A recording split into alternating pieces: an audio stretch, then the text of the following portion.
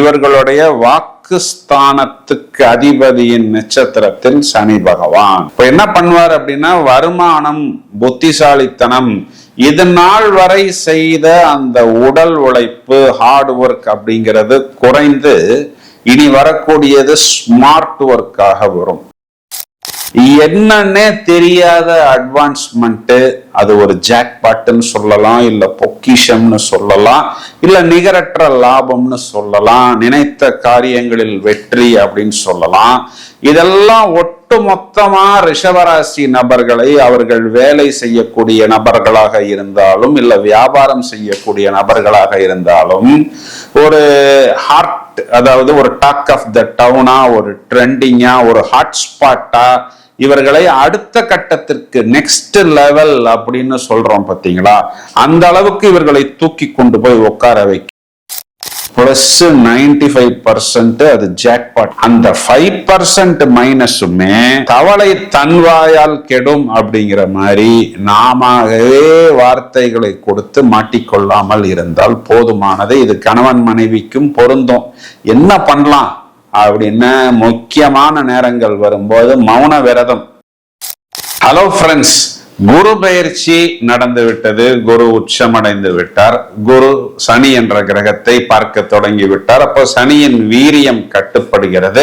ராகுவிற்கு குருவின் பார்வை மறுக்கப்படுகிறது. இது விஷயங்கள் எல்லாமே நாம் இது நாள் வரை வீடியோக்களாக கொடுத்து விட்டோம். இதில் நாம் இது நாள் வரை சொல்லாத விஷயம்னு சொல்லலாம், இல்ல கவனிக்காத விஷயம் அப்படின்னா, இது நாள் வரை உத்திரட்டாதி நட்சத்திரம்னு சொல்லக்கூடிய தன்னுடைய சொந்த நட்சத்திரத்தில் இருந்த சனி பகவான் இப்பொழுது புதனின் ரேவதி நட்சத்திரத்தில் தனது பயணத்தை தொடங்கிவிட்டார்.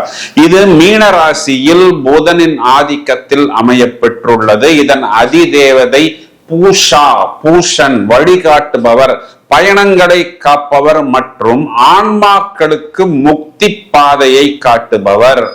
மந்த காரகன் என்று சொல்லப்படும் சனி பகவான் புதனின் ரேவதி நட்சத்திரத்துக்குள் பிரவேசிக்கும் பொழுது அது கர்ம வினைகளின் முடிவு மற்றும் கணக்கு தீர்த்தல், கார்மிக் க்ளோஷர் என்று உன்னதமான ஒரு நிலையை உருவாக்குகிறது. இதில் புதன் என்பது புத்தி, தகவல் தொடர்பு மற்றும் வியாபாரம், புத்தி காரகன் என்று அழைக்கப்படுவது உண்டு.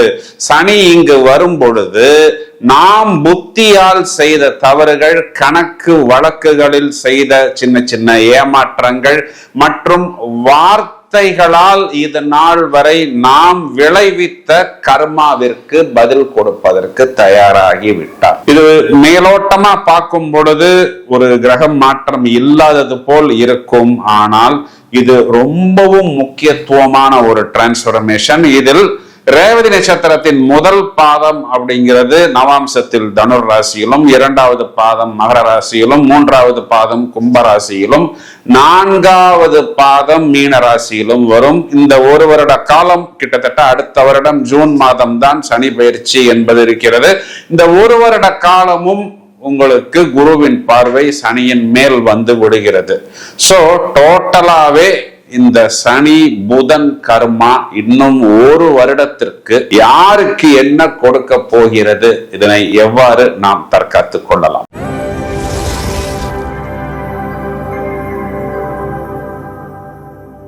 ரிஷபராசிக்கு பலன் சொல்வதற்கு தான் ரொம்ப நேரமா காத்து கொண்டிருக்கிறேன். ஏன் அப்படின்னா, பழம் நழுவி பாலில் விழுவது, தேனில் விழுவது, வாயில் விழுவது, ஐஸ்கிரீமில் விழுவதெல்லாம் இப்போ இவர்களுக்குத்தான் பொருந்தும். ஏன்னா இவர்களுக்கு 11ஆம் இடம் சொல்லக்கூடிய லாபஸ்தானத்தில் இனி சனி பகவான் சஞ்சாரம் செய்வதற்கு கிட்டத்தட்ட ஒரு 27 வருடங்கள் ஆகும். இவங்களுக்கு என்ன ஒரு பிளஸ் பாயிண்ட் அப்படின்னா, வெற்றி ஸ்தானத்தில் குரு, லாபாதிபதி, லாபத்தை பார்ப்பது, மேலும் லாபாதிபதி, பாக்யாதிபதி, ஜீவனாதிபதியை பார்ப்பது. சனி பகவான் ரேவதி நட்சத்திரத்தில் சஞ்சாரம் செய்யும் பொழுது இவர்களுக்கு அந்த ரேவதி நட்சத்திரத்தின் அதிபதி புதன் 2ஆம் இடம், 5ஆம் இடத்துக்கு காரகத்துவம். அப்படின்னா என்ன அர்த்தம் அப்படின்னா, இவர்களுடைய வாக்குஸ்தானத்துக்கு அதிபதியின் நட்சத்திரத்தில் சனி பகவான். இப்ப என்ன பண்ணுவார் அப்படின்னா, வருமானம், புத்திசாலித்தனம், இது நாள் வரை செய்த அந்த உடல் உழைப்பு, ஹார்ட் ஒர்க் அப்படிங்கிறது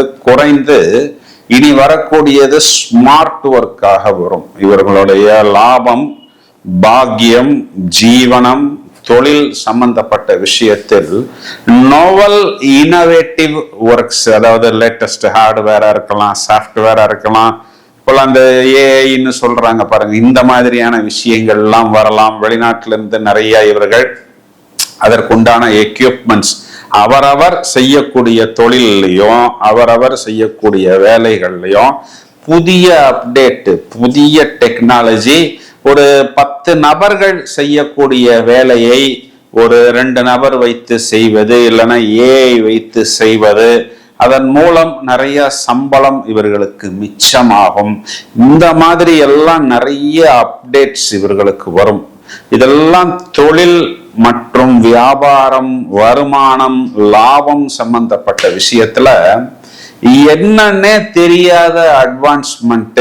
அது ஒரு ஜாக்பாட்னு சொல்லலாம், இல்ல பொக்கிஷம்னு சொல்லலாம், இல்ல நிகரற்ற லாபம்னு சொல்லலாம், நினைத்த காரியங்களில் வெற்றி அப்படின்னு சொல்லலாம்.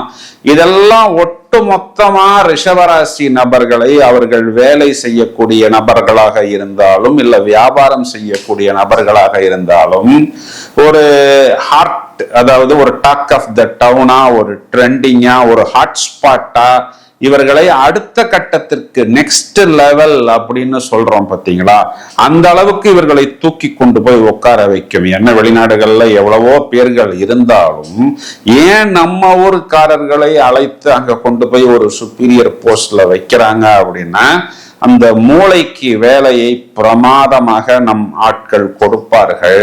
இது நாள் வரை மசமச என்று உழைத்தவர்கள் எல்லாம் இனி புத்திசாலித்தனமாக உழைப்பார்கள்னு கேரண்டியாக சொல்ல முடியும். இதுல இன்னொரு ஆஸ்பெக்ட்ல நாம் இதை பார்த்தோம்னா, சனி பகவான் 3ஆம் பார்வையாக நம்மளுடைய ராசியை பார்க்கிறார். நம்மளுடைய வாக்கில் நாக்கில், என்ன 2ஆம் இடம் வாக்குஸ்தானம், வாக்கில் நாக்கில் அதிபதியின் நட்சத்திரத்தில் சனியின் பயணம். அப்ப அந்த சனி பகவான் என்ன பண்ணுவார்னா, நாம் எதிர்பாராத நேரத்தில் ஏதாவது குதர்க்கமாக பேசுவதற்கு நம்மை தூண்டி விடுவார். மெயினா அது நம்மளுடைய குடும்பமா இருந்தாலும் சரி, இல்ல ஒர்க் பண்ற இடமா இருந்தாலும் சரி, பேசாம அப்படியே அமைதியா இருந்தாலே அந்த விஷயம் அனுகூலமாக போகும். அதுவாகவே கோல் விழுந்துரும்.